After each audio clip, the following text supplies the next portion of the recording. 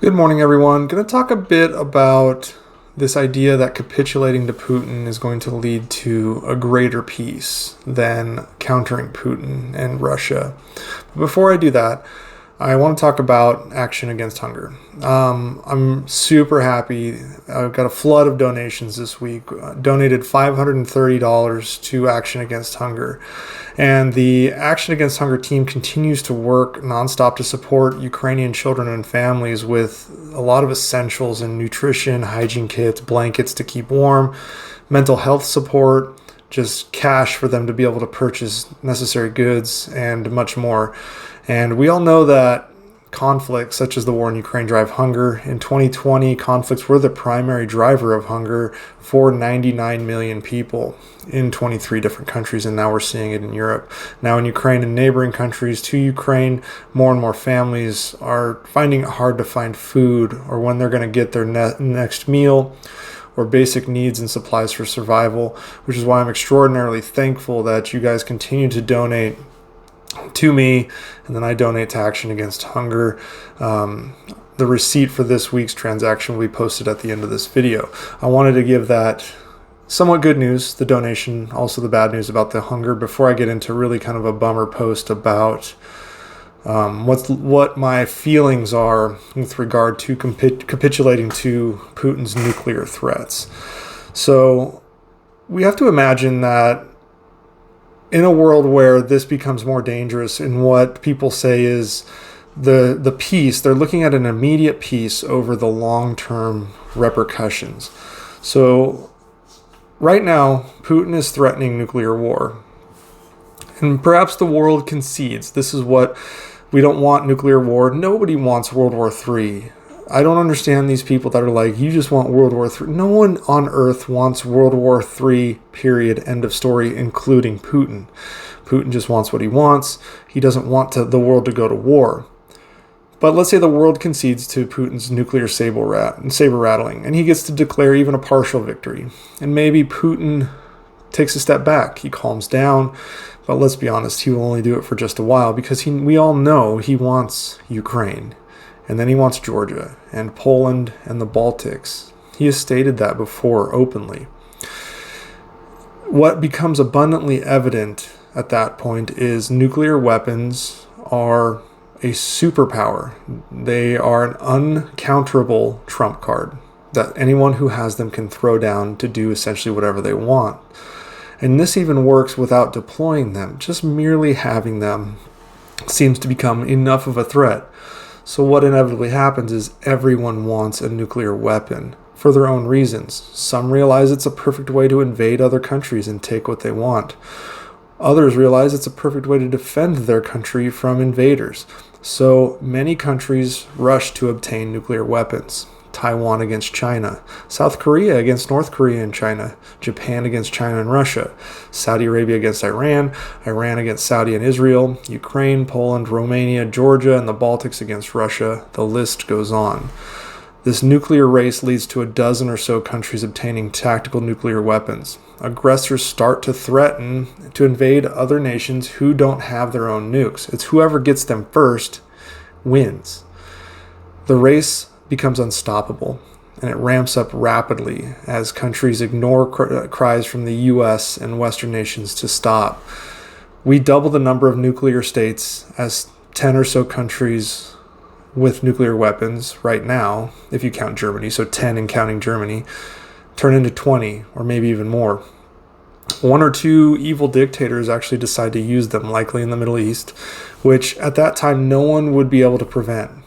The world has to respond, and NATO can with conventional forces, but it has to be extra cautious because we're in a nuclear era at that point. The world steps in to a nuclear age, or the age of nuclear wars. And it is an age that none of the current nuclear powers want, including North Korea, including Russia, including China, US. Doesn't matter. No nuclear power wants more countries to have nuclear weapons, period. Unless you're Russia trying to give them to Belarus, but I don't even think Russia wants to give them to Belarus because of the implications and a loss of some of the control there. but it's a saber-rattling tactic. Now, it may not be World War III in a singular nuclear event, but because of it, proliferation grows. Control is lost on these, as the US and West have lost the ability to influence this. Even China has too. Sales to countries in Africa and the Middle East grow. Obtaining a nuclear weapon becomes easy for a cool 500 million as non-proliferation treaties begin to dissolve because, shit, everyone's getting them now. Nearly any country can afford $500 million. Instability in nations means those nuclear weapons may be lost in power transitions. So the Taliban gets one, and we know who they support. So that really means Al-Qaeda gets one. No one is safe in that scenario. No one is safe when nuclear weapons are used to get what you want, because everyone will see that's the key. That's it. That's all I need, and I can take whatever I want. And those countries that have neighbors to, like, despots that want to take everything, go, oh shit, we should probably get nuclear weapons too. No one is safe ever again in that world. So forgive me when I say Elon Musk and his bro squad needs to stick to making electric cars, because he can't see past his fiscal year on this one. I get it. Nuclear war in the near term is scary, but the proposition for the age of nuclear wars is far scarier. Now, the alternative is the world deters Putin from using nuclear weapons by promising severe consequences and sticking to that. Putin stops his threats because he realizes nuclear weapons won't turn the tide of war, and he loses the war. He's shamed, etc. The world comes to realize that nuclear weapons are not exactly the magic easy button weapon that everyone thought they were. They're actually somewhat useless. No one wants to pay the price in the absolute cost for a nuclear weapon, and they don't want to pay the price in sanctions. Therefore, there's no nuclear arms race.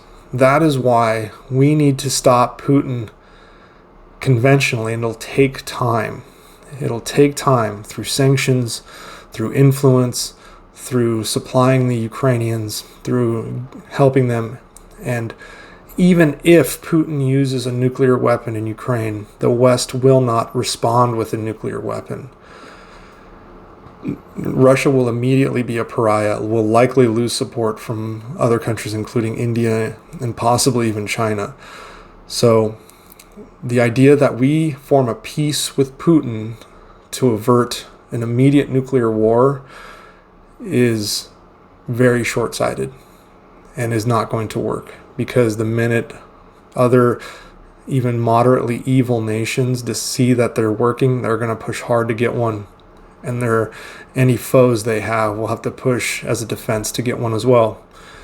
And here we are, 20 to 30 countries with nuclear weapons, and a good half of them we don't trust. So that's my thoughts on that. Again, here's the receipt for Action Against Hunger for this week's donations. This was a huge donation week, and I thank you so much, because there is going to be a hunger crisis across the world coming up, not only because of the war, but because of just some of the changes that were naturally happening. Africa is going to go through a situation with their decoupling from the world because of just natural changes in the geostrategic landscape. So hunger is going to be prevalent, unfortunately, for some time, and Action Against Hunger does help with that. So thank you for your donations, and like I said, here's the receipt. Have a good day, everyone.